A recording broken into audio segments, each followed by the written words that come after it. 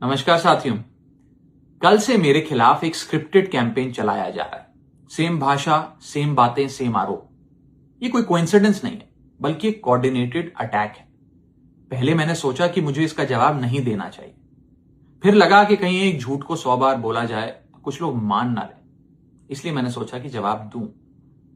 आम आदमी पार्टी ने 3 आरोप लगाते हुए यह कहा कि इन 3 आरोपों की वजह से हम राघव चड्ढा को पार्लियामेंट में बोलने का मौका नहीं देंगे।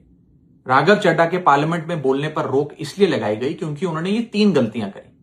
मैं एक एक करके इन तीनों पर आपसे बात करना चाहूंगा। पहला आरोप कि जब ऑपोजिशन पार्लियामेंट से वॉकआउट करता है, सदन से वॉकआउट करता है, तो राघव चड्ढा वहीं बैठे रहते हैं, वो वॉकआउट नहीं करते। यह सरासर झूठ है, सफेद झूठ। मैं चुनौती देता हूं, एक इंस्टेंस, एक दिन ऐसा बताइए जब ऑपोजिशन ने वॉकआउट किया हो और मैंने उनका साथ ना दिया हो, मैं साथ में वॉकआउट नहीं किया हो।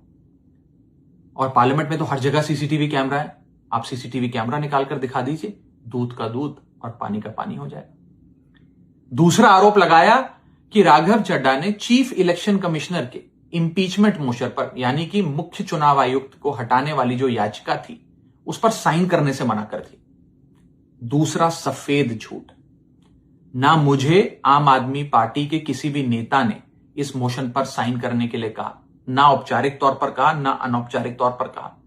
और आम आदमी पार्टी के राज्यसभा में कुल 10 सांसद हैं, जिनमें से 6 या 7 सांसदों ने इस मोशन पर खुद ही साइन नहीं किया। तो भला इसमें मेरी क्या गलती? खाली सारा दोष मुझ पर ही क्यों मढ़ा जा रहा है? और इस मोशन के लिए राज्यसभा में कुल 50 सिग्नेचर चाहिए होते हैं, यानी कि 105 विपक्षी सांसदों में से मात्र 50 सिग्नेचर से ये याचिका पूरी हो जाती।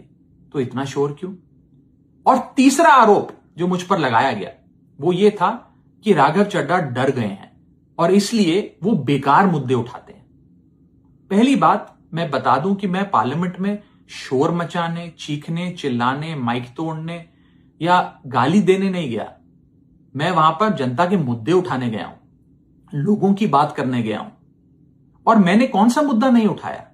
मैंने जीएसटी से लेकर इनकम टैक्स की बात करी, पंजाब के पानी से लेकर दिल्ली की हवा का मुद्दा उठाया, हमारे सरकारी स्कूलों की हालत से लेकर कैसे पब्लिक हेल्थ केयर इंस्टीट्यूशंस को मजबूत किया जाए, इंडियन रेलवेज में जो पैसेंजर्स ट्रैवल करते हैं उनकी समस्याएं रखी, यहां तक कि मेंस्ट्रुअल हेल्थ, एक ऐसा मुद्दा जिसके बारे में लोग बात करने से कतराते हैं, वो बातें तक रखी। बेरोजगारी से लेकर महंगाई तक तमाम मुद्दे उठाए। आप मेरे 4 साल का पार्लियामेंट का ट्रैक रिकॉर्ड उठाकर देख लीजिए।